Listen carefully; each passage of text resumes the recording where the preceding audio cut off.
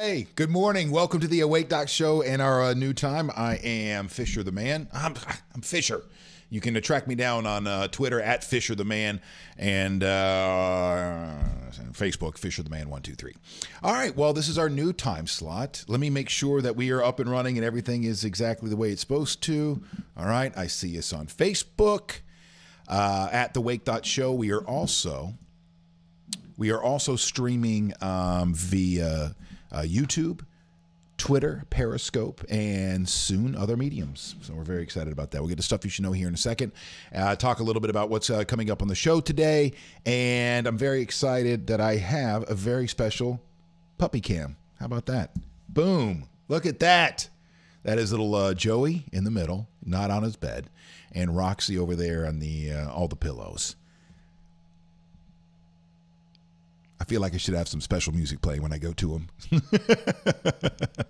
All right, so welcome back from the weekend. The government shut down, so one of the people we'll be talking to today is Jonny Torres. Jonny Torres, of course, is the guy that started the show with me. Oh, wait, there was movement on the couch. He's now moved over to his bed.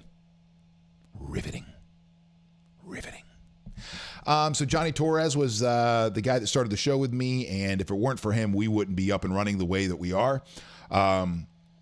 Yeah, he did a lot, and but he got a great job offer from Marco Rubio to go not work on his campaign, but to go work for the senator here in Southwest Florida, servicing 6 counties. All right, not campaigning in 6 counties, servicing 6 counties. So when you are making a phone call to your legislator or to your, somebody in the federal government, and you call into one, you'll be calling into his office, and he and his people will be handling that kind of stuff. But anyway, I texted him this morning because I'm curious. Did he have to go to work today? The government is shut down. He goes, I guess I'm considered. Wait a second. There we go. He's sitting there talking to the back of. You're sitting there looking at the back of my head for the last. I'm such an idiot. I'm sorry. I need you. I need Johnny. So where was I? Oh, Johnny. So he texted me back. I guess I'm essential, and So when I was cutting over to the dogs, you didn't even see the dogs, did you? I'm such an idiot. I shouldn't be allowed to have stuff. By stuff, I mean cool stuff, cool toys and whatnot. Check. Oh, I see the audio's down a little bit too. Let's get that up. And for those of you that had adjusted your audio at home, I apologize. All right. Boom. Boom. Boom. Boom. Sorry. All right. It's nice to see that you've got a new time slot, but the same old nothingness, the same old shenanigans. Still trying to figure out how to push the buttons around there.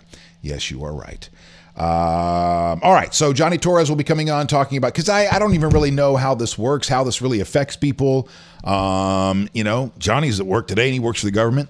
And I know a lot of people are considered essential and will be working for the government. Some stories coming out of other states where the state themselves will be picking up funding for certain things. For instance, the Statue of Liberty would be shut down. But I guess that generates so much revenue, even on a Monday, even on a weekday, that they needed to figure out a way to keep it open. So the state's going to handle, I guess, that for right now. What else was there? I saw a couple of those kinds of stories around. So Johnny will be on to talk about that. Also, some new Facebook rules that are fundamentally changing Facebook. We will talk a little bit about that. I'll delve into a New York Times article that I came across, and then Cords Owen. This is my partner in the Wake.Show, and he is one of the owners of Bake More Pies, which is the production. Really, it's a partnership. The partnership, I guess, I don't know. We need to put some stuff on paper, probably. The partnership I have might be with Bake More Pies. Maybe it's not with Cords directly. I don't know. But anyway, the Facebook, what they do is, digital marketing and, whatnot around here. So, this kind of stuff, affects what they do.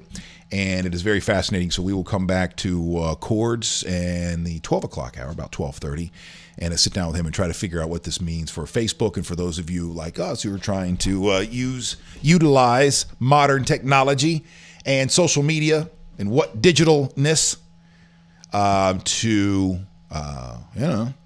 put out content, make your community better, make a living, all that kind of stuff.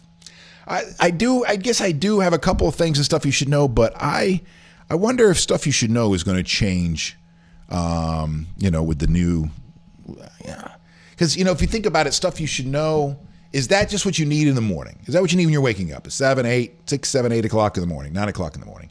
But then by the time we get to 11, do you need a breakdown of the news of the day? Or is it like, or does stuff you should know become all that stuff that all the radio and television news outlets, pumped out in the morning? It's kind of an aggregate. Is that the right word? An aggregate of all that kind of stuff. It might not be. It's just a little compilation. I shouldn't go after words I don't know. A little compilation of things. I don't know. We'll see. But just kind of a couple of things. First is the government shutdown. Hundreds of thousands of federal workers will begin the week with a government shutdown, and the Senate expected to try to. Maybe it's best if when I do the news, I just put it on the dogs. Hi, JoJo. Hi, Roxy. And makes it more palatable. A vote is scheduled for today at noon, although it is unclear if this plan will go over or win over enough Democrats to pass. Police say 2 improvised explosive devices ignited inside a mall in Central Florida on Sunday, and they do not appear to be an act of terrorism. The Lake Wales Fire Department received an alarm call at the Eagle Ridge Mall. While en route to the call, their alarm for smoke was turned into a structure fire call. As they arrived, they found smoke in the service corridor just outside JCPenney. They discovered an IED that ignited or detonated inside the service corridor as they went inside. And there was also multiple, it looks like there was multiple IEDs as well. And there was like little flares inside tubes. I don't know. They're still trying to figure out what's going on there. Nobody was hurt. This was weird. It looks like initially, I'll just tell you what it looks like to me, just, first look. That somebody might have been planning something and put these somewhere, and then they just accidentally went off or something like that because they weren't around anywhere that would hurt anybody or scare anybody. It was in a service corridor, so it's kind of weird. Or maybe somebody put down their bag and this was not supposed to be planned for the mall at all when it was supposed to go off somewhere. They're supposed to be setting these off somewhere else. I don't know. Right, next up. The Patriots come from behind. You really need a reminder of that.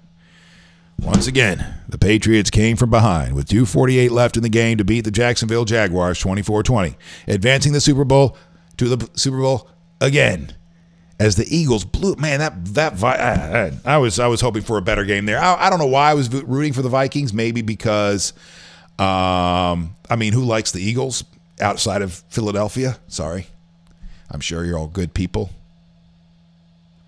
although your reputation precedes you.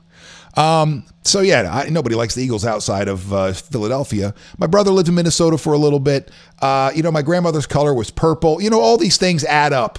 All these things combined made me want to root for the Minnesota Vikings over the weekend. And I think that for that history thing, from what I understand, there has never been a home team Super Bowl, meaning the Super Bowl's in a town and the team from that town ends up in the Super Bowl. So that'd be kind of cool.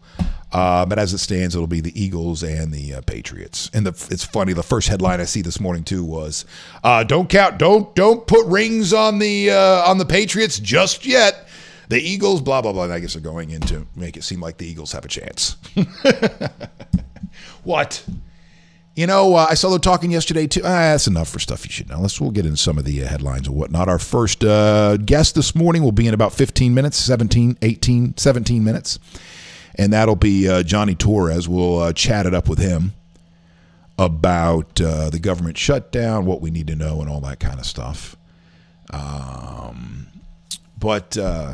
think it was Terry Bradshaw that was talking about, he knows that America outside of New England is hating this and wants to see somebody else new. And he was trying to drive home the point. I think it was Terry Bradshaw. I can't remember now. He was trying to drive home the point that, you have to admire this. This is excellence at its finest, and all that kind of stuff. Okay. Intellectually on paper, I get it. I can see where he's coming from. And I intellectually too, there's almost a part of me that goes, he's right. But why doesn't it feel that way then? Why doesn't it feel that way? Why does it? And not only that, but when they're sitting there talking about the reason that the NFL's been hurt so much in the ratings, and it has so much to do with Colin Kaepernick and people taking a knee and whatnot. How much of it has to do with this? That because Americans are tired of seeing the same team win over and over and over again, and you go, but man, it's so hard to do. You should respect. Okay, I respect it. Something that should be highlighted. I'm highlighting it right now. But I don't like it. It doesn't feel, the feels aren't there of like, oh my gosh, this is something cool I'm witnessing. It's the first team in history to make it to 10 Super Bowls. I should be I don't know what it is. And I know we talked about it a little bit last week. I said, I have a feeling that when it comes, I'll tell you what it is. Personally, this may not be true at all, but for some reason in my head, the New England Patriots, Tom Brady, and Bill Belichick, I don't know, kind of represent what's wrong with that, with something. And I don't know why I'm approaching this with such trepidation or hesitation, because I said this out loud last week. But I feel like there's some parallels to draw with America, and especially when it comes to once you get up there higher up in the corporate realm and this and this and this. And to me, the Patriots. Why is this so difficult? I don't know why. I guess because I don't know that what I'm going to say is going to be I don't know that it's true. It's just the way that I see it. I don't like this willing to do anything to win mentality. How for those that of us in a certain place, be it in professional sports where billions are on the table, corporate America or billions on the table, that part of the calculation is what rules can we test? What rules can we break? What rule? And then if we get caught, what are the ramifications? Oh, it's only going to be this? Well, screw it then. We're going to cheat. And then when you catch them, sit there and yell, well, everybody else does it too, talking about Bill Belichick and the videotaping that goes back. And I don't know. There's just, or maybe because when I look at Bill Belichick, I see somebody who takes things so GD seriously, and then in your head you're like, it's a sport, it's a game, it's football. If it went away, it would affect nothing. And yet you people act like you're GD generals, and there's a war that you have to fight every single day. So I don't know what it is. I'm just being a hater.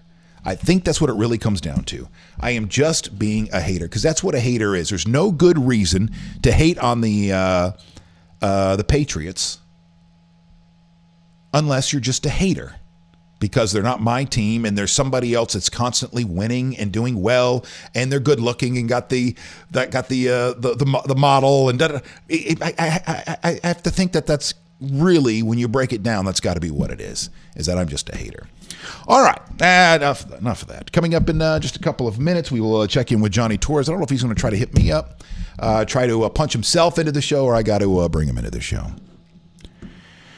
Mike Williams, part of it has to be the scandals around the Patriots.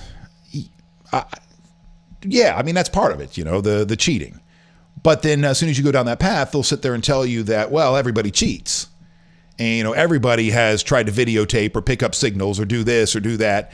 And, we just got caught a couple of times, and everybody hates us because we're winning. And so now you put in your head, oh, the only reason that you are winning is because you're cheaters.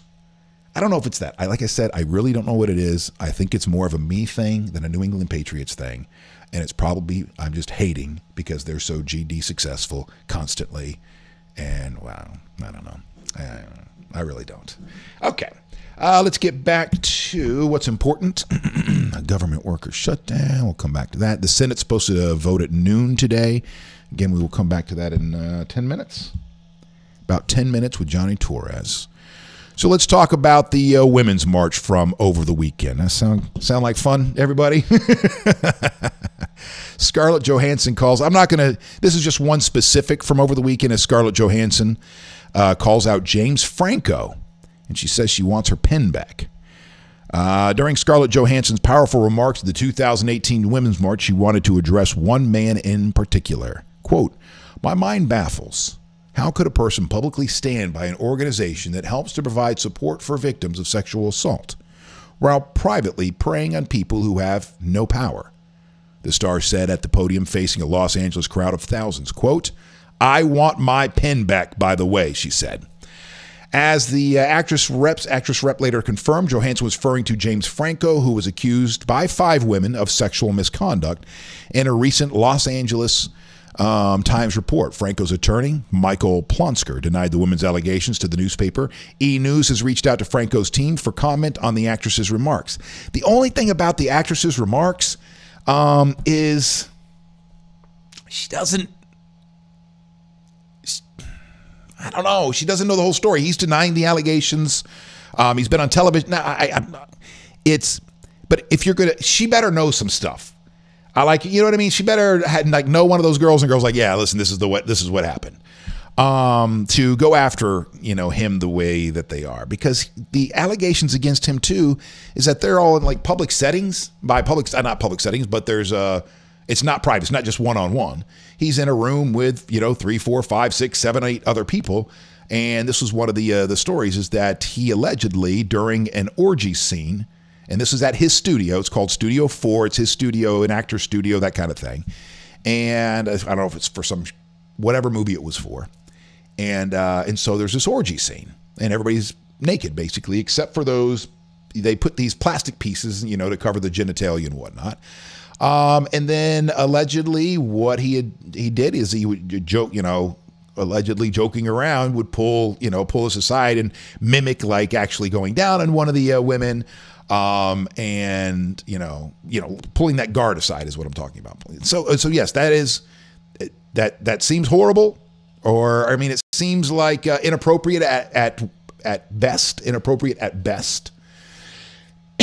But you still don't know what went down there, and this guy in that particular story, at least, he's not backing somebody in a corner, inviting somebody to his hotel room, getting visibly angry. Well, no, I guess that's not true, because part of that story was for other scenes when he would ask to take for women to take their shirts off, and he would become visibly angry. Now, so maybe there is some stuff. I don't know. We'll see. But anyway, see, that's what sucks. This is what sucks about this. It's so hard because it feels like. Sorry, Roxy, I didn't mean to wake you guys. You okay, Boogs? Sorry, honey. I didn't mean to get all boisterous. I'll calm back down. Daddy will calm down. Okay, go back to sleep. Go do CPs. What? What do you want from me? So this is what, instead of just sitting here talking about it and bringing it up,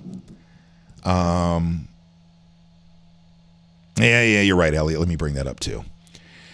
So instead of, it's like all these things are forcing you to choose sides, but you don't know sides. You just know what's coming at you in E! Entertainment or on Fox News or whoever's the Washington Post, whoever's breaking whatever. And then you are forced to make a decision, Like, go ahead and pick a side. Hurry before we get to the next story. Sorry, Boogs. Didn't mean to slap my fingers like that. Snapping the fingers, that's, you just can't go snapping fingers when the dogs are around like that. You're going to think they did something wrong. So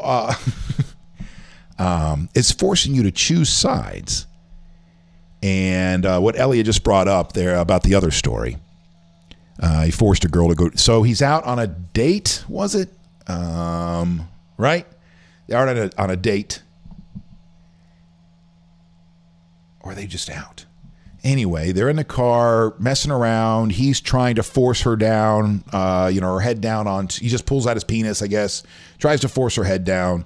She's not really, doesn't want to do it according to her, but does it anyway. And they end up dating afterwards for a while.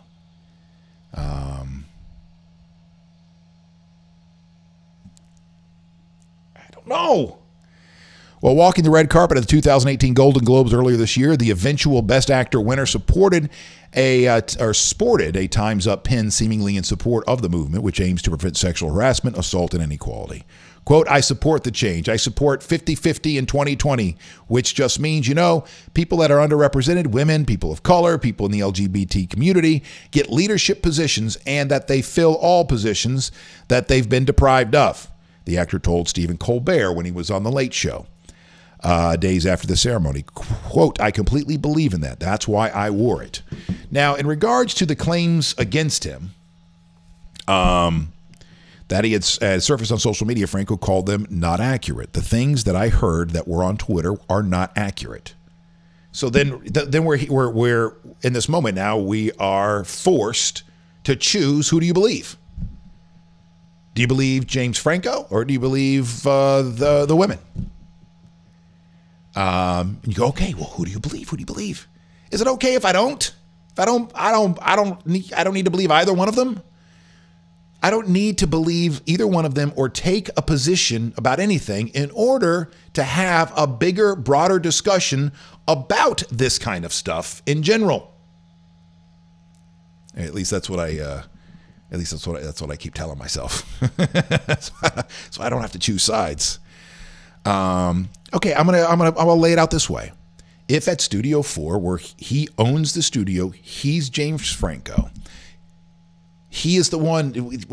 Also, I think sometimes that the people in power don't realize the power that they have in the moment. Sometimes, because he should walk in every day and remember, okay, I'm putting on my CEO hat or I'm putting on my owner of this establishment hat. And there is a certain hierarchy that now begins from here. So if I start talking to somebody in a certain way, because I'm trying to initiate some kind of a romantic interlude, then I have to remember that it's like a king talking to a servant. And that servant's going to, a lot of the times go with whatever they need to go with just to get to the, wherever it is they're going.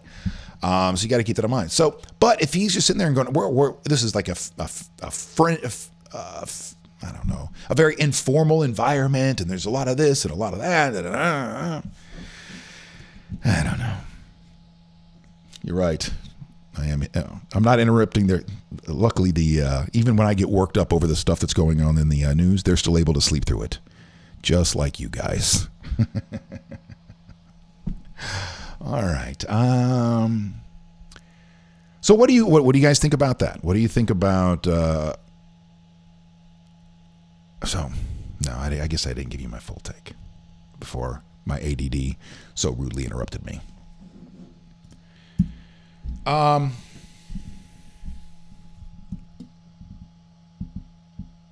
So if I don't know, I guess it depends on how people come off to you.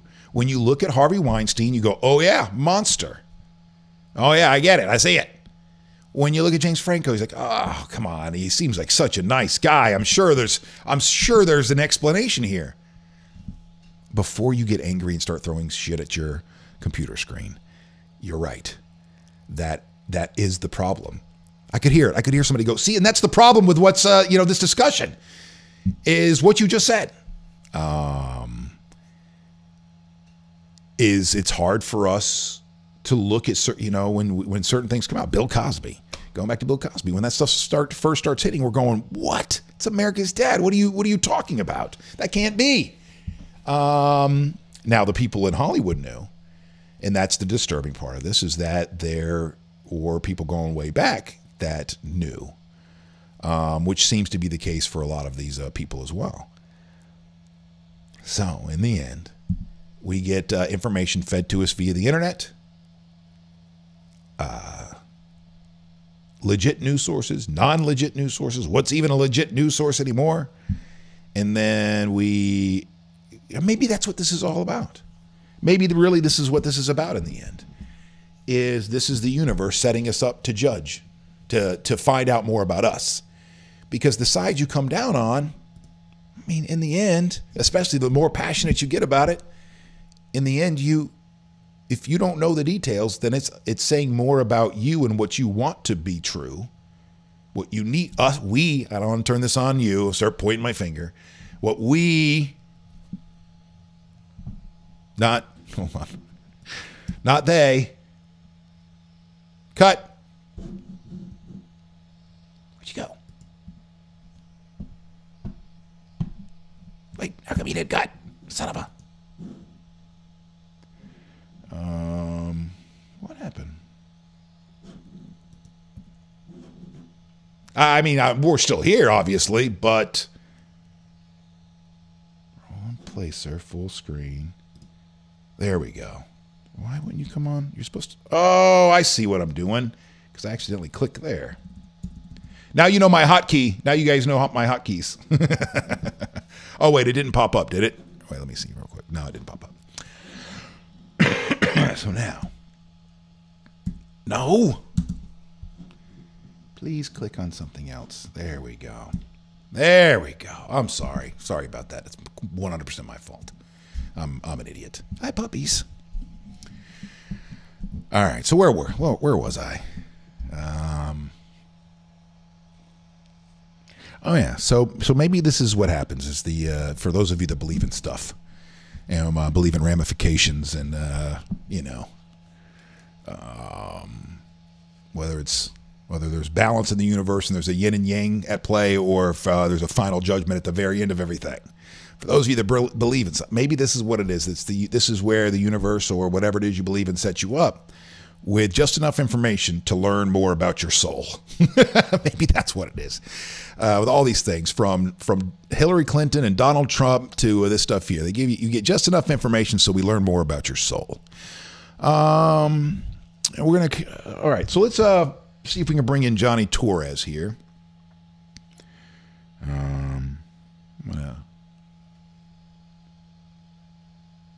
Should I just go ahead and message him? Let's just message him.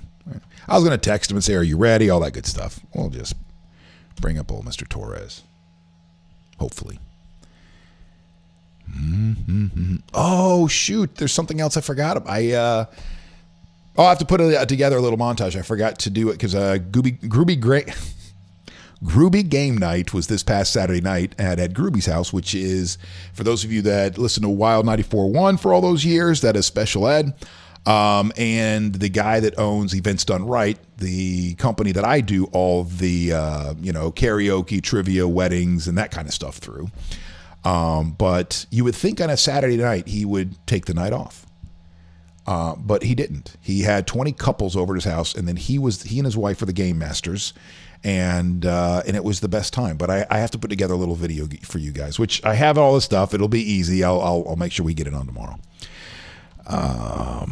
By the way, I had to sing. I had to do karaoke, and it was a competition. So I guess it was a video game thing that he set up, and you sing, and then it gives you points somehow, and so you'd go up against somebody, and I thought for sure there's no way because I can't sing. I thought there was a performance aspect to it, where it was going to be crowd, cheers or whatever. And I was like, okay, cool. I perform. I'll figure it out. I'll fake my way through it.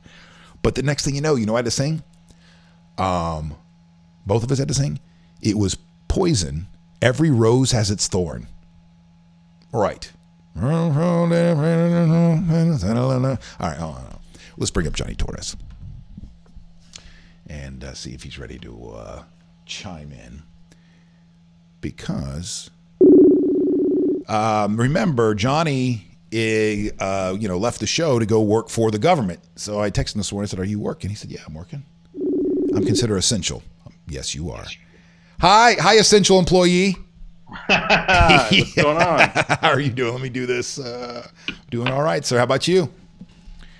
Doing all right here. Phone's a little busy today. Emails are a little busy, but we're getting through it. All right. I got us on the little split screen I think we're going to be okay. Well, I thought for certain that you would not be working today. So basically what happens is the government kind of gets stripped down to its most kind of basic level, to continue operating. Department of Homeland Security, and then, again, if I were to have a staff, right, if I had an assistant, if I had even some interns, that sort of thing. None of them would have been allowed to report to the office. Oh, so it's just you in there? You and the protesters? Well, it's been just me for the past 2 weeks anyway. So not much has changed for me personally, but in some of the other offices where they have larger staffs, I would say the majority, 99% of the staff is probably not working today. So can you explain to us the shutdown, or a little bit on how this works? Because you're working today. I know I've seen stories how there's other essential employees that will be working, although there are hundreds of thousands, they say, that will not be working today. Yeah, again, exactly. I mean, everything does come to somewhat of a stop because, again, I don't have I wouldn't have the support staff, right? So there's very little support staff today, and so, for instance, there's the world doesn't stop revolving, just because there's no money to put behind the government, and so there's some issues right now that. And I'm not allowed to ask you your opinion, right? I can't ask you your opinion on how this went down, because now you're no longer Jonny Torres, my show partner, sitting across. You now work for a sitting senator, so the stuff that comes out of your mouth technically is associated with him. So I can't even ask you like your thoughts or your opinion on how this happened, right? Or can I? No, which is why I'm really just kind of diving into the technical stuff, and so, we are taking phone calls and emails, and there are going to be people still answering the phones, but instead of, let's say, having a team of interns who answer the phones, it's going to be basically just one person, even if this were an office of, let's say, 20 people. So it's basically stripped down to its most basic needs. And then, of course, being that I work in a nondescript government building. Have you told your friends where you are yet? It's on the website. Have you told the protesters? If anybody wants to look it up, it's on the website. But you don't want to just throw it out there. But there are a lot of federal agents from Department of Homeland Security who are here working with a big smile on their face. They're keeping the place running and keeping everybody safe. And so that's the sort of thing. My best friend is a Secret Service agent. So whether, so he has to work, and that sort of thing. So, it's basically the government gets stripped down to its most basic needs until they can kind of figure out this continuing resolution. Which I guess they'll be voting on it again today at noon. Now, are you in constant touch with somebody concerning this vote, or that stuff is in a different universe from what you're dealing with? Yeah, we get updates as to kind of how those things go and what's going to happen moving forward. But all that's getting decided by the team in DC, and as the votes come down, so we get updates as to the outcome of those votes, but we don't get like any kind of play-by-play. All right, so you're not getting the, hey, it's going to happen, be ready for this at 1 o'clock today, or it's not going to happen, so we still don't know how this is going to go down at noon? Being the type of people that we are, we watch it closely anyways, just to kind of watch the process take place, and, I don't have that option here, but and I'm sure in most of our other offices, there's a TV on somewhere with cable news on or C-SPAN, just kind of watching this thing as it progresses or doesn't progress. Well, I obviously haven't been to your office yet to check out your new digs, but by the looks of the wall behind you, it looks like a picture of you on the wall here. I don't know if they're going to let you in. I'll make sure I get there and sign it. Oh, it looks like a government office, just nothing but beige behind you. Yeah, well, I haven't brought in any of my Star Wars figurines. So there's no I don't even have well, here I've got one American flag here, and that's this one right here. So well, that's the only decorative item here in the office right now. Would you like to sing a song with me before you go? A cappella? I could try, but a cappella. I was going to say, because the music's probably going to be on delay. No, here's what. Let me do this. Let me pull up, and the reason is over the weekend, there was Groovy Game Night, which has become a thing. This is, I think, year number 3. Groovy Game Night. Groovy, not Groovy. Groovy. Ed's last name. Groovy Game Night. Okay. Grube. Hold on a second here. What am I? I want to do.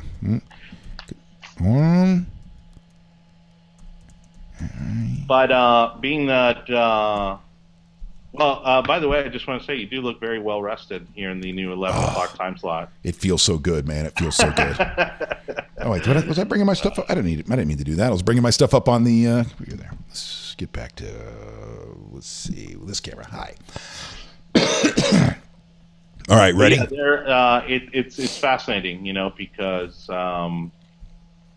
it's the same reason why we're at the place we're at, in terms of our government. We have folks that are calling in more so concerned about the issues that are holding up the continued resolution than the actual continued resolution itself. Oh, so they're calling in about DACA and immigration, the border wall, blah, blah, blah. Right. Not about, hey, get your heads out of your ass and sign something. Yeah, but we do log every phone call that comes in, based on your zip code and what you're calling about, and then again that does inform the office as to the temperature, among the constituency. Sorry, John. I'm just hitting all kinds of buttons, and next thing you know, I've got a split screen with myself. Okay, so this is the song. This is the song that I had to sing on Saturday night when it was time for karaoke. Nice. It's Poison. Every rose has its thorn. Oh, jeez.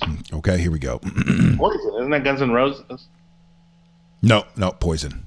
I used to have the 45. All right, hold on. I don't need to put that. Let's do this here. I hope you're gonna have the lyrics up behind you, because I certainly don't know this song in the least. Put it up. Yes, I could do that.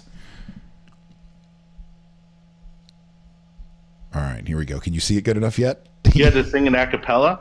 Yes. We're going to be singing a cappella. Oh, boy. We both lie silent still in the dead of the night. Oh, I don't know the song well enough to sing it a cappella. Although we both lie close together, we feel miles apart inside. Was it something I said or something I did? Did the words not come out right?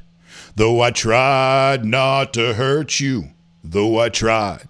But I guess that's why they say every rose has its thorn. Do you have a delay or no? Just like every night has its dawn. And just like the lyrics for this. Every cowboy sings a sad, sad song. It's getting kind of romantic in here. Rose has its... the only reason I wanted to bring it up to you is because I won. You won? Yes, I won. And that was very exciting to me. That's awesome. Because I'm not the best singer in the world, so that was kind of cool. It's a trivia night among trivia kings. No, it was all kinds of games running from room to room. Karaoke was just what we ended with, but there was a lot of things. And then there was you won karaoke. Yeah, I won Scare, but we didn't win. We came in third place. There was only 4 teams. There was 4 teams, and we came in third place. But thanks, man. Thanks for hopping on this morning talking about the government shutdown. I'm sorry that you had to work. No, I'm grateful for it. You know what I mean? But it's certainly interesting being on this side of the table now. I can't really scream and shake my fist at the TV anymore. Being on this side. No. But I'm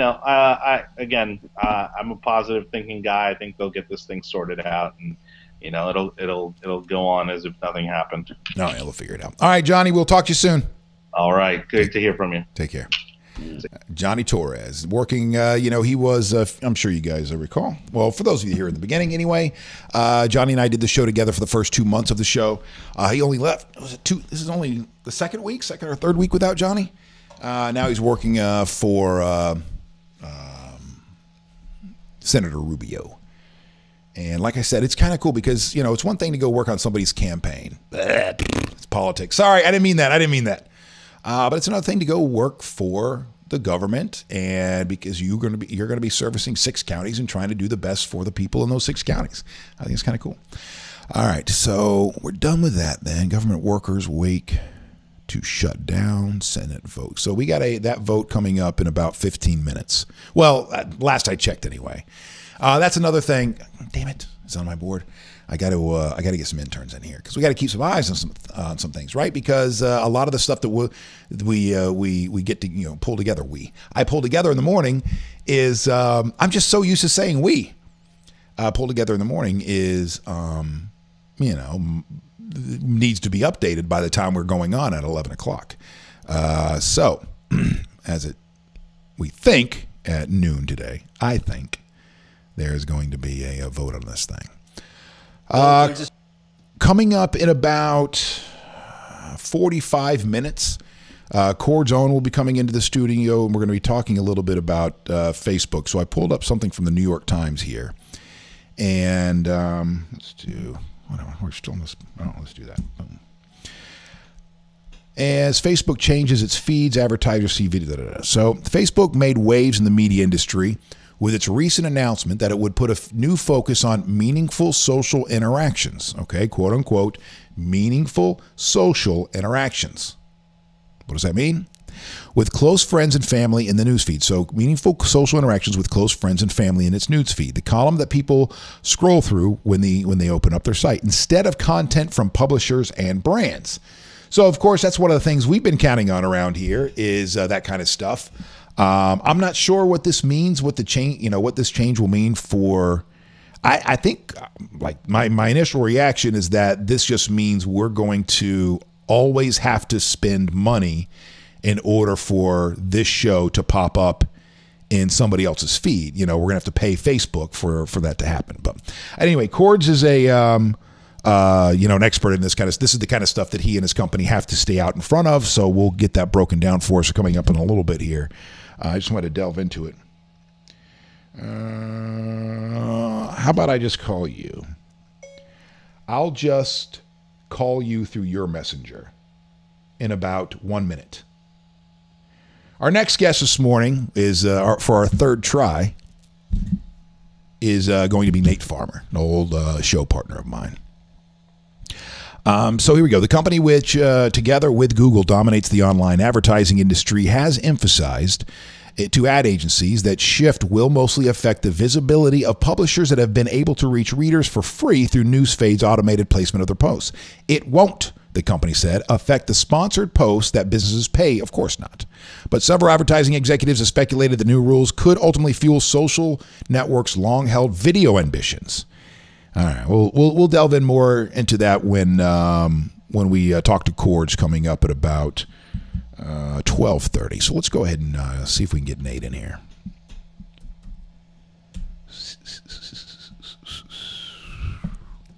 Hi, how's everybody doing? New camera looks great. Thank you once again, Jonny Torres. Scan, like.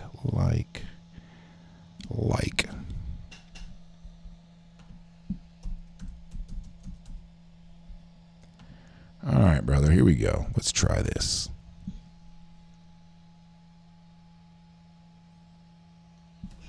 I'm nervous.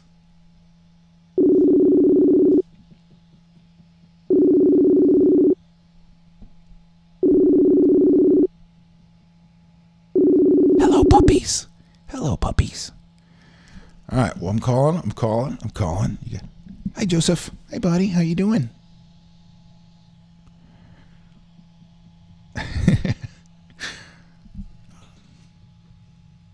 Oh, it says connecting. Can you hear me now? Check test 1, 2. Hello. And video. Hey! How are you? I'm doing pretty good, but this is not on my. All right, I'm going to have to get a tripod so I don't make everybody sick. No, don't you worry about it. Don't you worry about it. Nate, the great Nate Farmer, how are you, sir? I'm doing well, but don't worry about the tripod. I have it right here because I use it for extracurriculars. Okay. Date stuff. night. All right. Let me introduce my good friend here. Yes, sir. Nate Farmer, also known for many, many years around these parts as Napoleon, was my good friend of mine going back to high school. And then he and I bumped back into each other at Sac Comedy Theater in the mid-'90s. No, it was Taco Bell. Oh, okay. You're right. You're right. It was Taco Bell where we ran into each other, and I started a conversation, and then that led me, because you were already going to Sac, or you're doing, right? Sac Comedy Theater. I was working the door at the comedy club, Cappuccinos, in Altamont Springs, and then I was delivering pizzas, and I was I was just trying to eat is all I was trying to do. I had more jobs than a Jamaican. I was all over the place. Which brings us to the racial component of this interview. No, I'm just kidding. We're in Knoxville, Tennessee now. Where racialism is still prevalent, and smoking indoors is still a thing. Well, it's still America, and I have the lease on this place. So, is that your house? You're just renting that place? No, I'm renting. They got a security deposit. I didn't need it. Napoleon, so he and I hooked back up in Orlando, went to a Sac Comedy Theater, and then I went off to Tallahassee. You moved to Tennessee. I went to Tallahassee, and then and then when I got the morning show at XSR 101.5 WXSR in Tallahassee, I gave my old friend a call, because while he and I were doing this comedy stuff, I'm like, man, we've had some good times. We'd hit the bars afterwards and had a great rapport. We're like, man, we need to put together a show. And we did. Fisher and Napoleon we had our stint in Tallahassee, Daytona, and then here in Tampa for a very short period of time. Then after being fired for the third time, Nate said, F this, I'm out. I didn't want any more, man. And the thing is that I really, if you remember correctly, I really didn't want to do radio again before the Tampa thing came, but I went to I had that really bad breakup. Oh, jeez. You're one of those people. One of those what? What? One of those you what? You look like the kind of person that brings their dogs to Bed Bath & Beyond with you. Well, first of all, I know that you saw the picture that we posted from Bed Bath & Beyond, and that's a true story. But the thing is that I went through that bad breakup out in Daytona, and you let me come sleep on your couch. And while you were working at the classic rock station there in Tampa, and you got me a job board hopping, and then all of a sudden they just gave us that job at 97X. I worked him hard. All right, I'll take it. I said I'm not doing the morning show without this guy. That lasted about a year and a half, and you were out and headed off. And this is an interesting part of the story too, because you're to a certain degree, as far as from my perspective, you're a manly man. You're one of the manly men in my life. And so manly men traditionally do manly things, but you are a very creative person. And when you left radio, you didn't go do something manly. You went into cutting hair. Not just cutting hair. You're not just a barber sitting there cutting people's hairs for $7 somewhere. This is an art. This is art for you. Well, first of all, I don't know how it's not manly. I only cut men's hair. I specialize in men's hair. Okay. Listen, I have my own barbershop. I wasn't trying to. I'm sorry. No, you were trying. No. I do that now, and I go around and I educate. I own my own shop, and then people hire me to come out and teach other people how to in their salons how to cut their hair right. How to do advanced cutting on men. So it worked out. All those years of performance and entertainment I did actually pays off really good in this profession. I would imagine so. You keep the conversation rolling while you got them in the chair. You've established a relationship, and then you're yours forever. I would hope so, but on top of all the rapport and keeping them entertained, if the haircut isn't good, it's just spit shining a turd. That's true. There's got to be some substance to it. It's funny. I was arguing with my old friend not too long ago because, I'm sitting there bitching about, I think it was a $20 haircut or a $25 haircut. And you, sir, you were very passionate in explaining to me why it is that I should be spending at least $25 for my haircut. At least. At least. Well, the thing is that God, I'm going to sound like an asshole. But the thing is that I'm not going to downgrade anybody for their choices on what they decide to do with their education, what they decide to do with their talents, or anything like that. I'm not going to begrudge anybody's motives, right? Mine are different than a lot of people's, and when it comes to doing hair, when it comes to doing hair, you can make a living, you can scrape by, you can do whatever you want to do. But if you give yourself a goal like, hey, I'm going to make 25 grand this year, you know what? That's what you're going to make. You're going to make 25 grand. You may make 27, but you may make 23. Thing is that when you set that goal and then you hit that goal, you kind of take your foot off the gas, and that's good enough. You can set your goal for 50 grand doing what I do for a living, and you'll make 50 grand, give or take 5.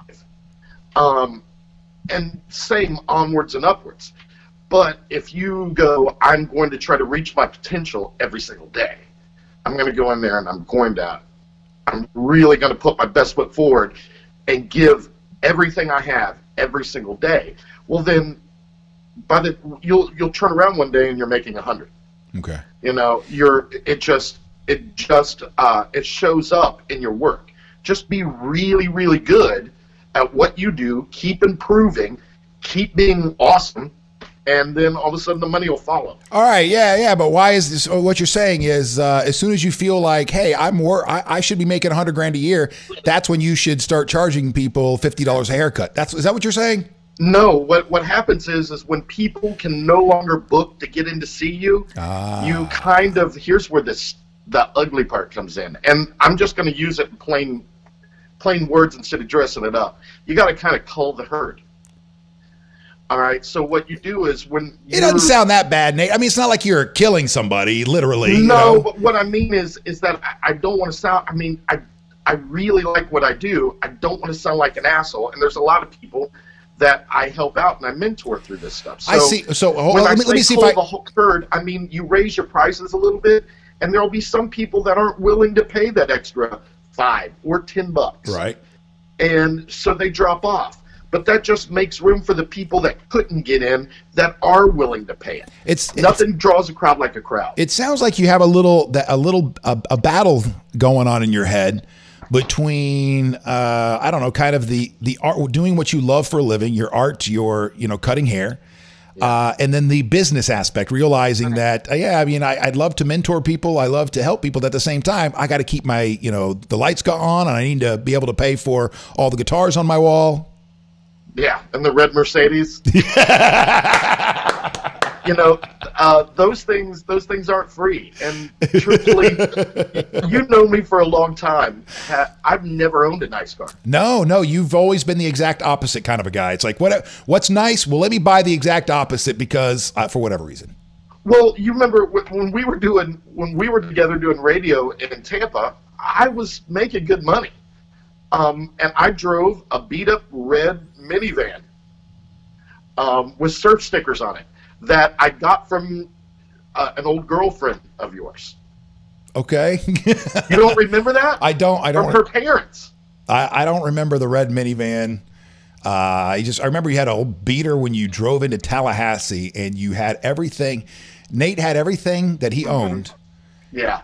In his back seat, not like scattered, like packed into this car. Everything he owned was in his back seat, in a bag. Well, but my dad would say things to me when I was younger, like never own more than you can't put in your car and drive away with. And why that particular bit of alcoholic logic took hold, I have no idea. But anytime I would start to feel like I was putting down roots, I would get antsy. And Knoxville is actually an incredible place to put down roots. I love it here. I feel like an ambassador to the city. Like your wife came up, and I was like, this is where you need to go. This is what you need to do. This is a really cool thing, and it's. I love this town. Thank you, by the way. What people don't realize is that my wife was in Knoxville, was it last weekend, and I put a tail on her. Nate was following her, and because he was there for a bachelorette party, and you never know what's going to go down at a bachelorette party. They're staying at a castle, for God's sakes. So I put a tail on her and her people. And so this is the report. How did they do? What did they do? Well, dude, seriously, if I knew that your wife had such good-looking friends, Watch it. I would have put in a forward like, you need to hook a brother up. But no, they. Nate, man, do you ever? They were all nice girls. They were all really cool girls. They are. And I left the bar. I just went and met them for one drink. And as I left the bar, I was about to turn the corner around the block, and I just heard screams, just huge screams. And I turned around and looked, and it was those 8 girls freaking out because it was snowing in buckets all of a sudden. Just big fat flakes, and they came out, and I was like, what the hell? And I'm like, oh yeah, they're from Florida. Yep. And they're from Florida. My wife ended up getting a great picture too of her in the street, eating some snow, not off the street, right out of the air. Yeah, not in Market Square. You don't want that. Do you every now and again run into somebody or talk to somebody and they call you Napoleon? Absolutely. Yeah. I run into people up here all the time. There was that big mass exodus in Florida after the real estate bubble burst. 2008, 2009? Yeah, and just people just hauled ass up here where things stayed stable. There wasn't a really big bust up here. And also, just before the bust, people were selling their houses for twice what they were worth and able to come up here and buy twice the house for half the money with land and in a solid place with jobs in every industry. So it would just seem like it was. I run into people from Tampa, from Daytona. That's funny. I've seen it once up here in the 10 years I've lived up here. I saw a crow sticker up here. Oh, nice. He's referencing a radio station he and I were at in Daytona in the late 90s, 93.1 The Crow, WKRO. Yeah. But man, I've thought about it. I've thought about so many times moving back to St. Pete because I really think there's only probably 3 places in this country that I would feel comfortable living in anymore. And I didn't leave St. Pete because I disliked St. Pete or there wasn't opportunities there or whatever. It's just I had an opportunity up here and I followed it, and I wasn't exactly even ready to leave St. Pete. I love that place. I freaking love St. Pete. And so I come back and I hit up the 3 different locations of Red Mesa when I go back and I'm looking for another show partner. I'm looking for a show partner here. So why don't you come back and we'll put the old band back together. Well, I'm telling you, I have the clientele that if I came down there, I don't know how long it'd take me to build a clientele, but probably a little. I know it takes a while to get that, get your industry, get up and running in your industry. Yeah, and it's and right now too, like after I get off the phone with you, I got to go sit down with an accountant and figure out this tax thing. Boo. Well, let me. Do you miss radio at all? I get that all the time. No, and I'll say no because when I left, I was so jaded and bitter. I couldn't even stand it. And I made some really good close friends. I mean, me and you, of course, we were friends before we started, and then our relationship, our relationship changed. I mean, we're really like brothers. We knew each other's family from, back our high school days, and our brothers were the same age, and they knew each other. And, we had that bond of similar experience with each other, and then we just compound that with being roommates a few times, and by roommates I mean I crashed on your couch. Well, we were official roommates, weren't we? I think somewhere. And once in Daytona. In Daytona, yeah. I paid rent. There's some. And but don't hate on me for about it. Chris somehow always worked out more money for him than me. All right, so he always had the bigger cut of the That's pie. True. That's true. I think. Well, in Tampa, did we make the same? 40? starting out 40. Yeah. Yeah. Okay. They paid us the same. Yeah. They paid us the same. All right. Back in 1998. Oh, nice. Well, listen, man, So- are you still gigging as well? Are you out performing in the bars there around Chattanooga? Oh, no, I'm in Knoxville. Or I'm sorry, Knoxville. Sorry about that. Yeah, no, not so much. I mean, my band broke up about 2 years ago, and it didn't really break up. It just kind of disbanded because the lead guitarist moved to Seattle, and our drummer became a session drummer and touring drummer in Nashville now, making a really great living doing it. And really, the four of us were such good friends, we just didn't want to keep that band going without it. And truthfully, the worst thing about having bands, being in a band, is starting a band. That's the worst thing about having a band, is starting one. And at that point, my career was taken off, and I still pull a guitar off the wall and play, and I'll do an acoustic show every once in a while if I get invited. You want to play a song for us right now? You want to play a song for us right now? No. What about you? Could you come back on the show? Because I know you got a lot of equipment lying around too. Could you come on the show and play a song for us at some point, or would you? No. I don't know, man. Is the only songs I'd be really willing to play are the ones that I don't. We haven't cussed once since we've been on the air together. So you did say asshole. Huh? You did say asshole. Then no, That doesn't count. Play a song. then it ain't gonna happen, man. But I'm willing to come on anytime. But I had my podcast for a while, and I'm still thinking about getting my podcast back up and going. Gentlemen About Town. Gentlemen About Town. Yep. Which incidentally is the name of my barbershop. Well, Nate, I hope things take off for me around here. I'm glad things are going well for you, because in my head, what I want to do, I want to reach a point where I go to my wife and go, I want to get a haircut from Nate. I'm going to fly to Chattanooga this weekend or Knoxville. Sorry, I did it again. I'm going to fly to Knoxville this weekend just to get a haircut from my good friend Nate Farmer. Do you know how much that costs? Yeah, that's what I'm saying. I won't charge you for the haircut. But Okay. Fly up here, it's $100. $100?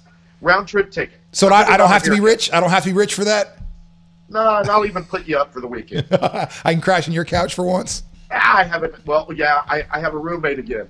So, yeah, the couches. I have an inflatable, and it's a deluxe inflatable. That's all I need. I got that one from Bed Bath & Beyond. I didn't go to Walmart. Did you take your dogs with you to Bed Bath & Beyond? If you mean by my dogs like my boys, no, because I don't own dogs. Oh, no, I mean like this. Like little... I'm pretty sure that's not a dog. I'm pretty sure if you put a stick up its ass, you can do your floor with it. All right, Nate. Have a great day. Hey, man. It's good to see you. I love you, Fish. I'll talk to you later. Love you too, man. Thanks for coming on the show. You got it. Bye. All right, bye-bye. That's Nate Farmer. Old friend of mine from high school and show partner going back quite a few years. And I just wanted to have him on the show for quite some time. I don't get that. All right, so coming up at 12:30, our next topic of discussion is going to be our next topic of discussion, or our next guest. We'll be talking about new rules as Facebook has changed some stuff again. I think I like it. I think I like what they're doing. I'm not 100% sure, but we'll talk to Cords about that. All right, so let's. I want to see if there's a latest actually, because this will be the story from this morning. IED Florida Mall. I want to see if there's an update yet, because there was no details on who might have done this morning. Let's go back to the puppy cam while we're at it. Boom. Uh-oh, there's only one pup. Oh, there's the second one. Oh, look at that. Just adorable. All right. So top stories 2 hours ago. Let's go with 46 minutes ago. Coming out of the Palm Beach Post. A notice posted to the Eagle Ridge Mall website states the officials were wrong when they first indicated the pipe bombs exploded inside the Central Florida Mall on Saturday evening. Okay, so there is an update here. Let's get to it. Boom. Let's do this so you who are watching at home can read along. On Saturday evening, 2 signal flares triggered a fire alarm, and initial reports of explosives were incorrect. It goes on to say that the mall staff will be working with law enforcement investigators and that the mall is open today. Original story, the 2 pipe bombs exploded. The improvised explosive devices were found inside the corridor there by the J.C. Penney, as originally reported. The Lakeland Ledger stated that the fire department was called. In addition to the IEDs that detonated in the hallway, the county's bomb squad unit found 5 or 6 more IEDs that had not been ignited in a backpack. The mall was evacuated. All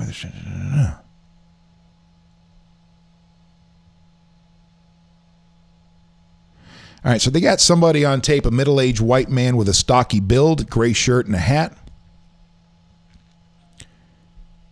And the view inside is not, I mean, it doesn't look like there was a lot of injury. So what they're saying now is that this was just a couple of flares. Hold on a second. Let's start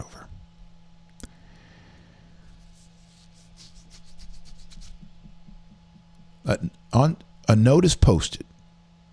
The pipe bombs exploded. They first indicated that the pipe bombs exploded inside the Central Florida Mall. On Saturday evening, 2 signal flares triggered an alarm, and initial reports of explosives were incorrect. It goes on to say. So, all right. Well, then it just goes into the original story there. That's why I was a little confused. I'm sorry. All right. So it looks like then that whatever it was, a couple flares went off. They weren't IEDs at that Central Florida Mall. And nobody got hurt, which was good. And because, none of this made sense this morning. We were putting this together going, all right, well, if somebody was looking to wreak havoc, then this was sitting in a corridor, a service corridor where there's nobody around. Why would you even do something like this? Were they just setting these backpacks there first and then they were going to dispense them, throughout the mall or other, whatever? Because it just, none of this made sense. Now it makes a little bit more sense that these weren't even IEDs. These were flares, and now they're looking for the guy to figure this thing out. What time is it now? 12:11. Let's get back to...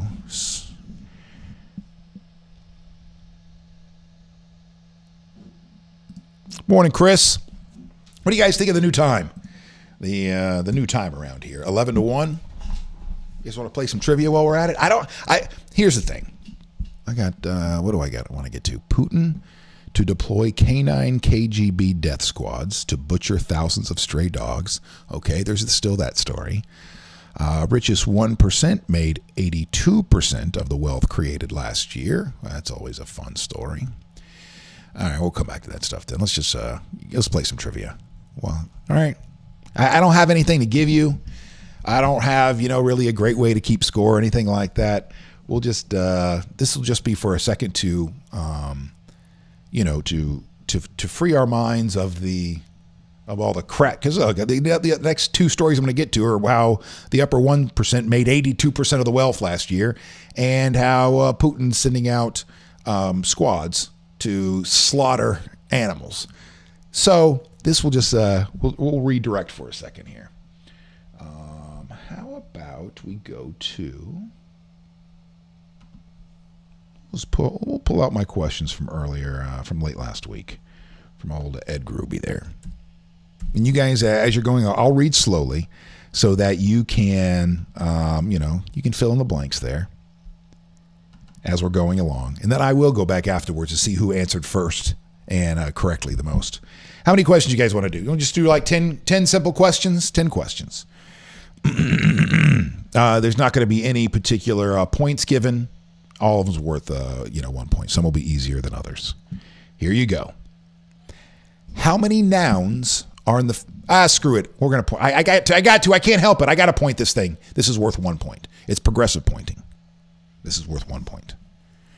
How many nouns are in the following sentence? Slow but steady wins the race. How many nouns are in that sentence? Slow but steady wins the race. Number 2, 2 points. What is the capital of Arizona? What is the capital of Arizona? Number 3. If you were born on April Fool's Day, then you would be which star sign? If you were born on April Fool's Day, then you would be which star sign? No Googling. No searching. Number 4. What did the F in John F. Kennedy stand for? What did the F in John F. Kennedy stand for?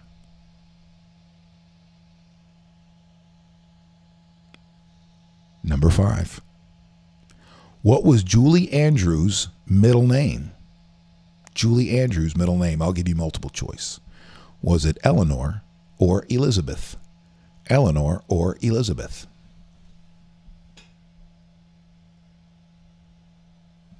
Next question, worth 1 point. Which sport has 6 players where you can spike and block the ball? You have 6 players on a team. You can spike and block the ball. Number 2. 2 companies technically run Android. Name one of the 2. 2 companies technically run Android. Name one of the 2. I'm sure the wording on that one might be run Android. Oh, number 3. Which former Destiny's Child member joined the X Factor as the judge in 2013?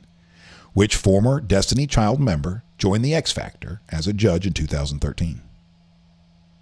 Number 4. What was the name of Lady Gaga's first hit single? Which song put Lady Gaga on the map? And number 5.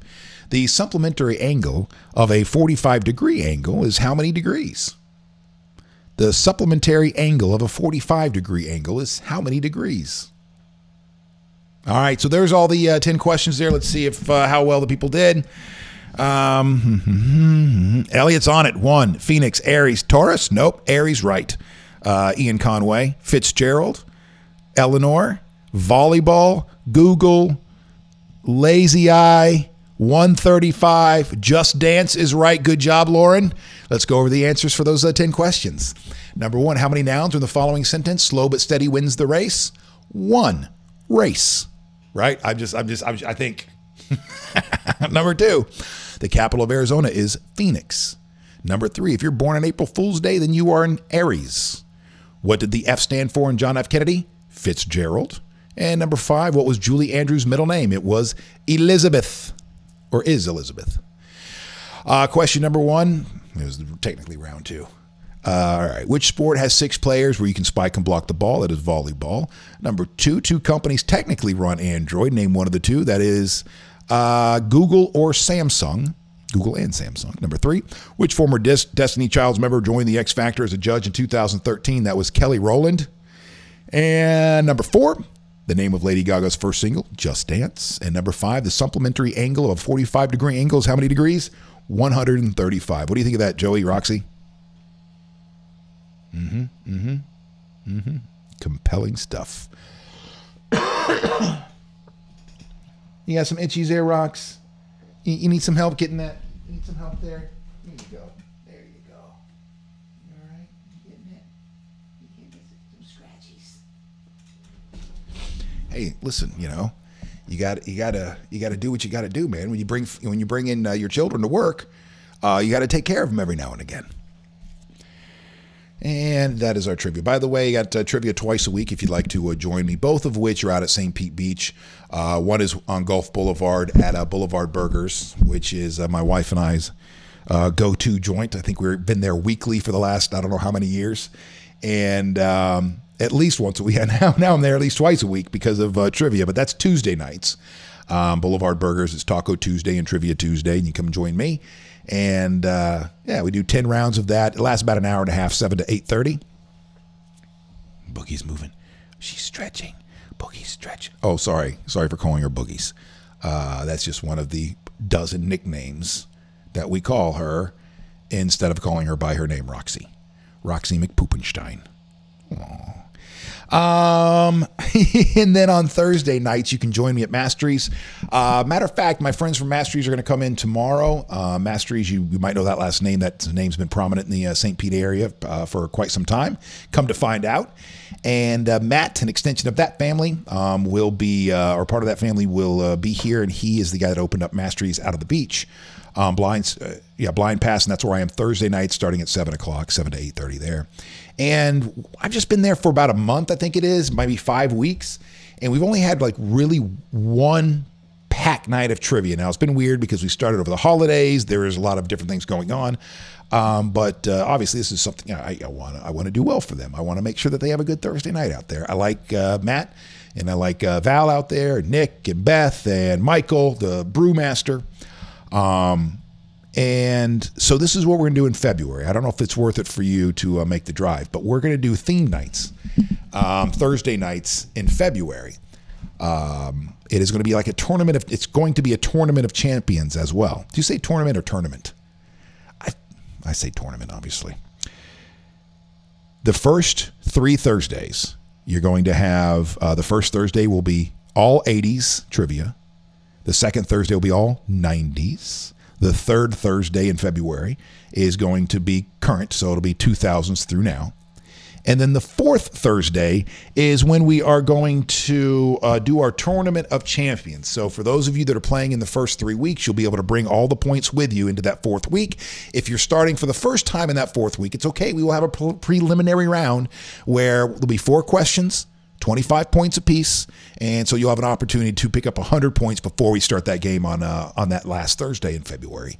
But yeah, then it'll be a Tournament Champions, and all of those questions will be from 1980 through today, through current. We'll have a trophy and all that kind of stuff. We'll have a lot of fun in the month of February. So Tuesday nights, I'll see you out St. Pete Beach at Boulevard Burgers. Thursday nights, I'll see you at Blind Pass at Masteries. Both of those start at 7 o'clock. I know, you're right. So Ian just put, because they didn't come out.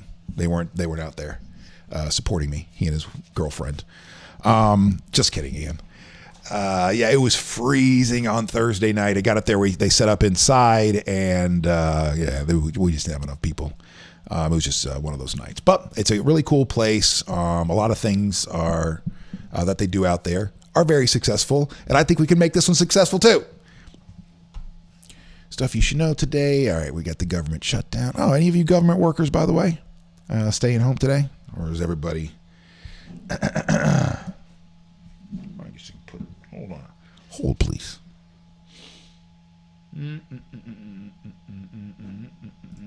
That helps.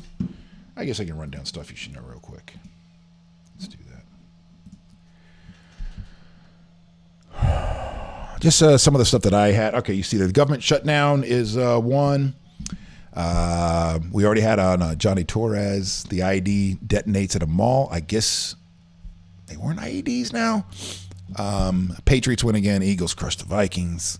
New Facebook rules. We will get to that in 8 minutes. Let me text Cords to let him know that he has a big interview in 8 minutes. Here's your 8-minute warning. Your 8-minute warning for your big interview on the Wake.Show. Okay, or on the web.shap. Hey, what are you going to do?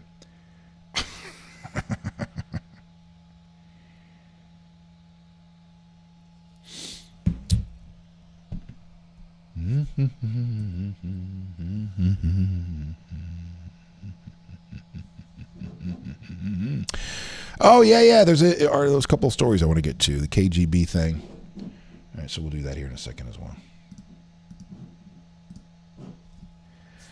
I think we can play music too. I'm not going to do it today. I want to look more into it. But I don't know how many of you have your business pages, or you have, professional pages on Facebook. But if you're a content creator like what this show is, then you got a little notice talking about how you have some sounds available to you. And there's a list. I saw 1,000 songs when I 999 songs. Now they're not songs that you and I know, but I don't know where they come from. But they're all the half a dozen of songs I clicked on seem good and everything too. Pop, Latin, rock, EDM, orchestra. Symphony kind of stuff. Whatever. It had everything. So I'm going to do a little research after the show today. But we might be able to pepper in a few songs from around the world. Throughout the during the show every single day. That'd be kind of cool. Plus, we're editing out right now all of the videos that have been done right here at Bake More Pies and all the bands that have come through here over the past few months, and are going to put going to make those available to the show as well, so we can fire that kind of stuff up. So that way you get a reprieve in the 2 hours. It's just not me babbling on and on and on. All right, Mr. Putin, let's see what you're up to now. Now, granted, this is coming from the Daily Mirror or the Mirror. Hey, Cords. All right, we'll have to come back to that. Let's go ahead and you go ahead and get your camera set up there. Oh, the dogs, so cute. You get the camera, aimed over at you, and then we'll bring you in. Whatever you want to do. All right. Whatever you feel comfortable with. How about we just? Let me go over there. Here, let me go over there. Yeah, probably that. Get that light on. We'll be good. All right, while we're waiting there, let's. I'll go ahead and hit this story. Like I said, it comes from the Mirror, so. Warning: distressing images. Well, I probably should have read that before I pulled it up. Hello. We got a whole party walking into the studio today. Coming up to play with the dogs. They've missed you guys. Speaking of the dogs, this horrible story coming out of Russia. Canine death squads will be used to carry out a mass slaughter of stray dogs at the World Cup host cities in Russia, according to animal campaigners.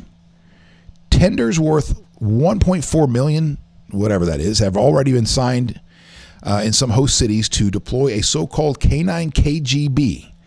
I guess what it is, I don't want to know if I'm not scrolling down any of these images. You don't need to see this. I'll put it behind me. You don't need to see this stuff. Oh, yeah, you don't need to see that. I don't need to see that.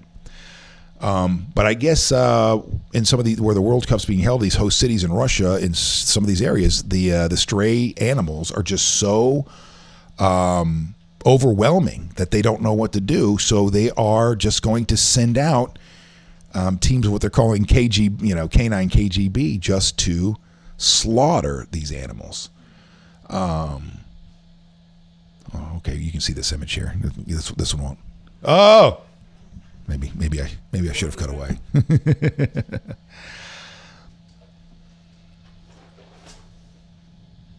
But there's a petition going around saying they don't want this to happen. The City Animal Protection Foundation, she accuses of FIFA turning a blind eye to the butchers and refusing to press the Russian government over the scandal. The petition warns hundreds of thousands of dogs, cats, and even birds could be slaughtered. Hundreds and thousands could be slaughtered. All right. Enough of those images. Let's move on to us.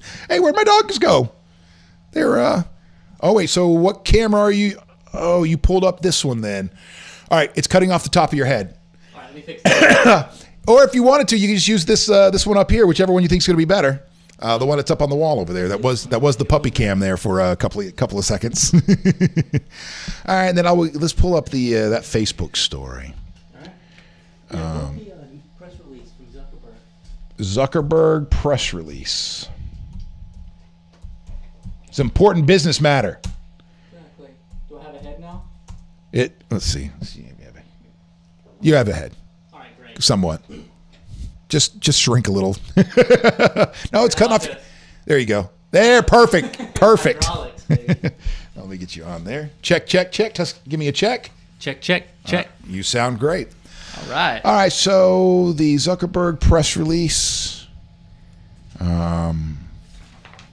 in the news. And this is from 7 hours ago. No, because the stuff. No, it was last Monday? Last Monday. January 16th. Initiative 5.5 million to UMass. Well, you know what this is. Yeah, so I'll give you the background here. So what's going on is if there's two real audiences that are affected by this. One are the people who enjoy Facebook all the time, and the other one is the marketers who are trying to, and the businesses who try to use Facebook on a regular basis to connect with their fans, right, and to help get the brand message out about their business. So anyhow, if you've been on Facebook in the last week or so, it probably looks a lot different from you. Have you been focusing? Have you seen like a bunch of old friends you haven't seen in a while? Yes. And things like that? Yes. Yeah, I noticed that too. I remember when it first came out, like I didn't even know that the press release was happening, and I was sitting on the couch next to my wife, and I go, Haley, Facebook's done something. Like I'm seeing people that I haven't seen in forever in this feed. Like there's been some kind of a change, and lo and behold, you and I came on the show that morning, and then I went back and sat at my desk, and the next thing I know is I see a big headline that said, Facebook business pages are dead. And I was like, oh my God, that's pretty significant. Right.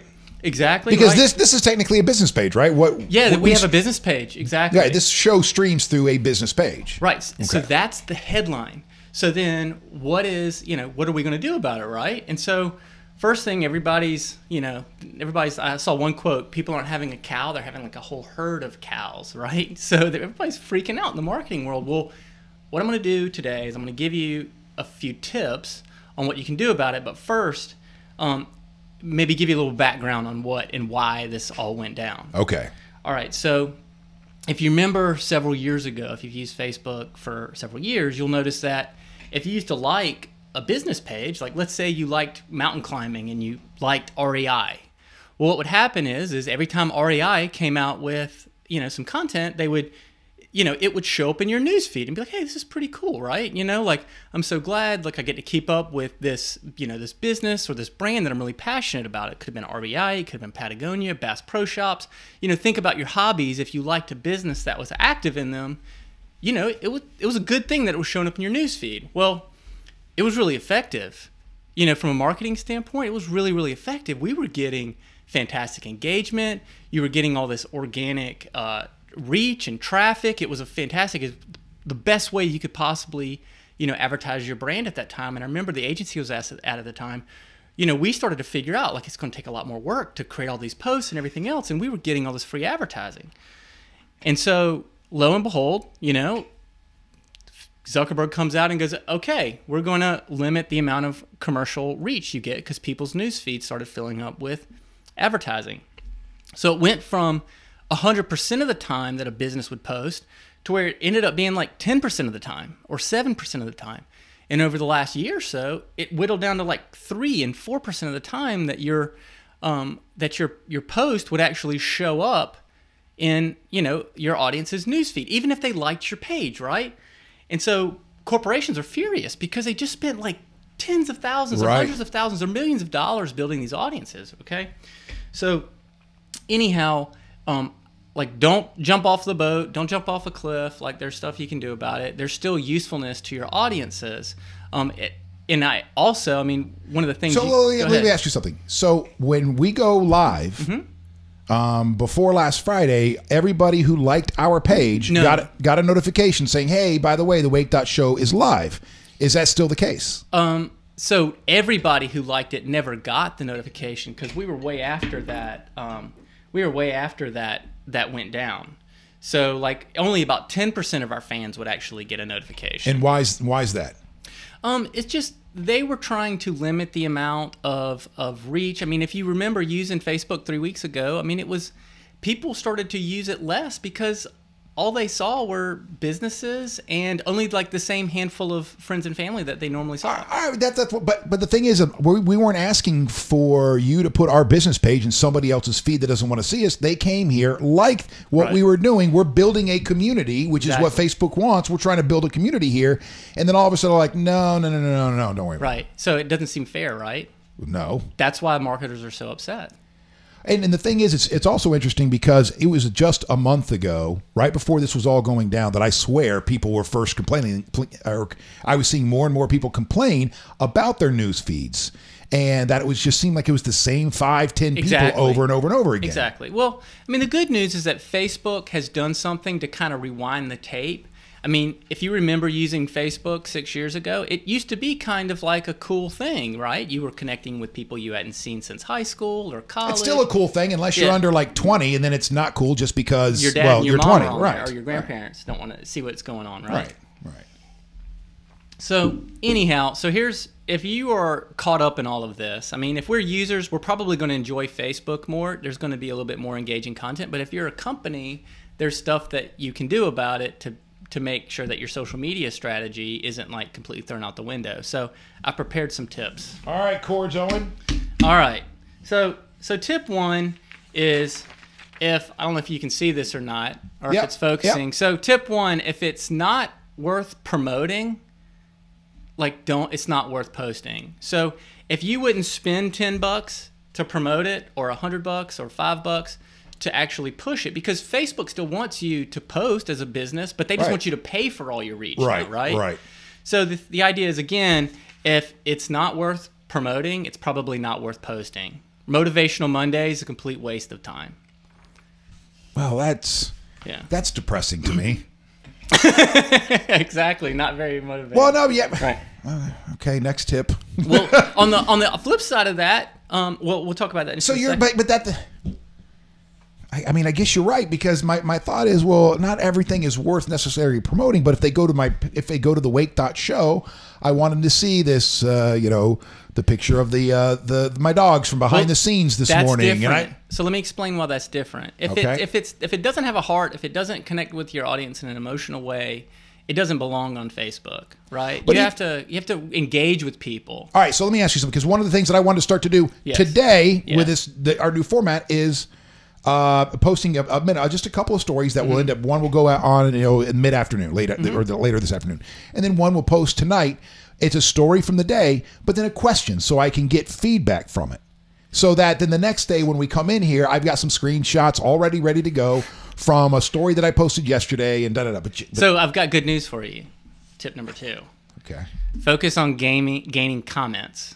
Okay, so basically what Facebook has said is that they believe that comments are the most authentic way to measure genuine human, and that's their genuine human engagement, genuine human interest. Not shares, not likes. Shares, likes, they're not as good as comments.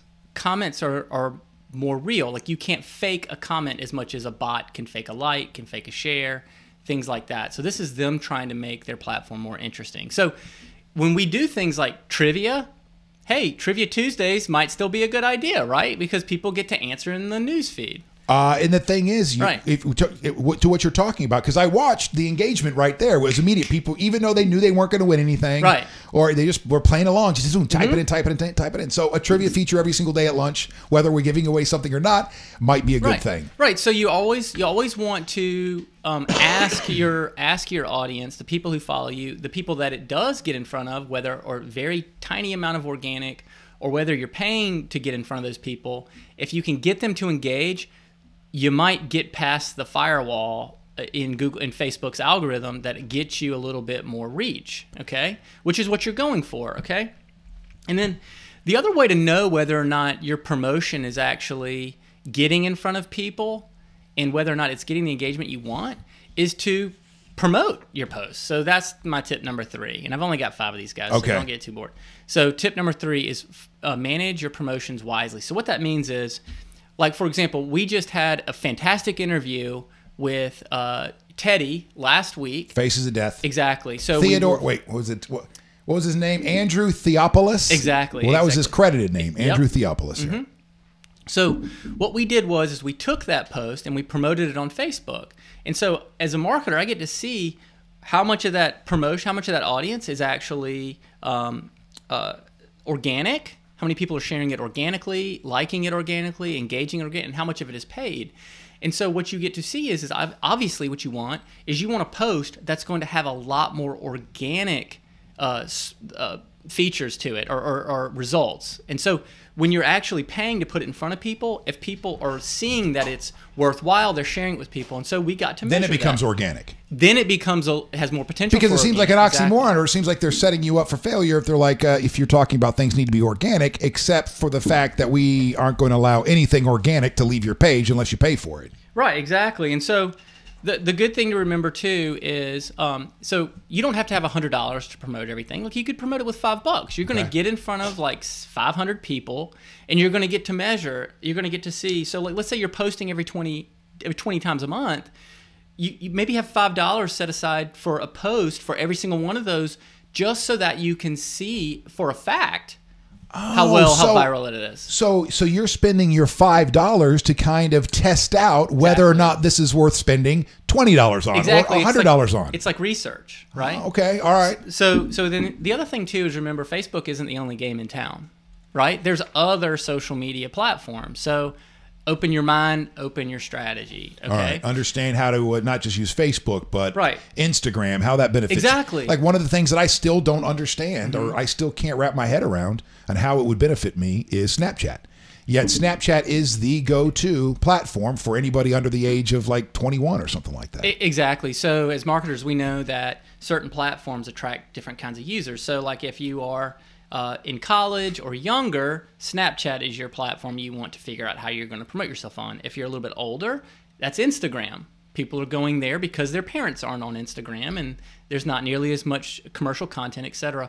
And if your parents are like, a Gen Xer and older, Facebook is really where you're at. And it's significant amounts of people. I mean, we're talking about gigantic swaths of the population are on Facebook. Right. It's and I'm also a Twitter guy, too. I'm a Twitter guy. Yeah. Twitter's great. So Twitter and Instagram are famous. Like, they are... The whole point of Twitter and Instagram is to reach out and get new people, okay? Facebook is more about communicating with your existing friends and family, your existing connections. You don't meet a lot of new people unless they're agreeing with you, on your opinion and things like that on Facebook. But Instagram and Twitter are designed to syndicate. So open your mind, open your strategy. And then finally, here's my last piece of advice for you. Just meet with your social media team. If you've got a team, if you've got an intern, if it's you, reevaluate your strategy. I meet with myself at least once a day. Exactly. Me too. But anyhow, so evaluate your strategy because you might want a different mix. I mean, if you look at the stock price for Facebook, it's taken a little bit of a hit from this announcement because basically Zuckerberg's saying that we're going to take a short-term revenue hit, and there's people who are focused on, growth of the business, profits, and things like that. Their profits will go down from this. But ultimately, Zuckerberg feels like long-term it's a better strategy to have higher quality entertainment experience for the users on Facebook. To me, as a normal person, it seems like he is making decisions for the betterment of all of us who are using Facebook, not just making decisions to see how much money he can extract from everybody. It seems that way, right? It seems that way. But maybe so. But even if you looked at it from the money motivated side of things, he's thinking about it as a long term thing versus a short term thing. So if he fixes Facebook, because I think a lot of us would agree, like 4 weeks ago, the way it was, 3 weeks ago, it wasn't as entertaining as it is today. Like literally, I go on there today. I mean, just anecdotally, my own personal experience. Like I'll spend like 20 minutes going through my news feed because I'm keep seeing these new things of people like that I'm, very, not as in the periphery. Totally, in the periphery, exactly. That's a great way to say it. And so I keep seeing people like that in my news feed versus, where it was 2 weeks ago, I would see the same 6 people. And it's just boring. And then I would see all these advertisements. Well, listen, I appreciate that you've come in here to break this down because there are plenty of people viewing this that will watch this that this is important to. So just real quickly, if you don't mind, just run down those 5 things. Just boom, absolutely. boom, boom, boom, boom, boom, boom. Right. And then if it's okay by you, because now that I've got Mark Zuckerberg here on my screen and you on my screen, I got to do a split screen here in a second because I think you're the same person. That's awesome. That's perfect. All right. So tip 1.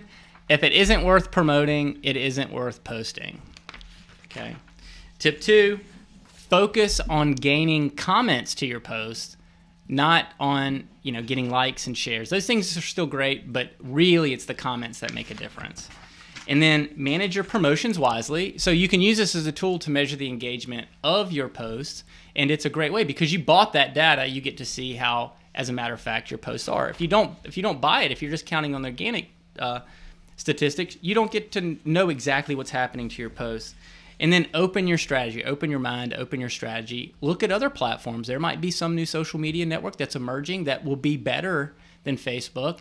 And this is opening the door for that type of a thing. And then finally, meet with your team that is creating your social media strategy. Ask them what this means to your business because every business is different. Ask them how it's making a difference in your strategy.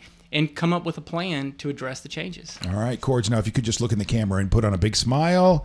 And, yep, I'm pretty sure you're Mark Zuckerberg. Or you guys are related somewhere along the way there. Yeah. I'll have to get the, the 21andMe or 23andMe analysis. Yeah, exactly. I think it'll be pretty close there. Well, cool, man. So what's that mean for the future of our show? Does it mean we change what we're doing around here, our approach changes some? We will make some tweaks, and that's what I told you about. For example, that interview that we did with the Faces of Death director producer, like that's getting different kinds of play on YouTube than it is on Facebook. And so I'm actually really proud of the YouTube numbers because they are truly growing organically, and YouTube wants to syndicate. So we'll have probably some slight changes to our strategy, but overall what we're doing is absolutely the way of the future. I mean, look at Don Imus. He just announced he's retiring. Just happened. Oh, I didn't even know he was still alive. So I mean, well, but you talk about one of the most famous radio personalities of all time, and Cumulus just canceled his contract. So you've got all of this kind of turmoil happening in the terrestrial radio space, and they're all trying to figure out what we're doing, and we're at least a year and a half ahead of them, and we're building a community here. So we're going to have this figured out before anybody else. All right, just one more shot of Zuckerberg before we go. Back to you. All right, well, thank you very much, Cords. Yeah, thank you, Chris. Thank you very much for stopping by. That's Cords Owen. That is my partner here at the Wake.Show and the owner of Bake More Pies, which is the marketing and production company here in Tampa. Well, I mean, that's pretty much it for me today. Let's thank you, Nate. Thank you so much for everybody that came on the show today. Come here, littles. Come here, littles. We'll get one last shot of them before they go. Boom. How you doing, JoJo? You ready to head home, buddy? Ready to go for a ride? And go see mommy? Yeah, quickly. Come here. Come here.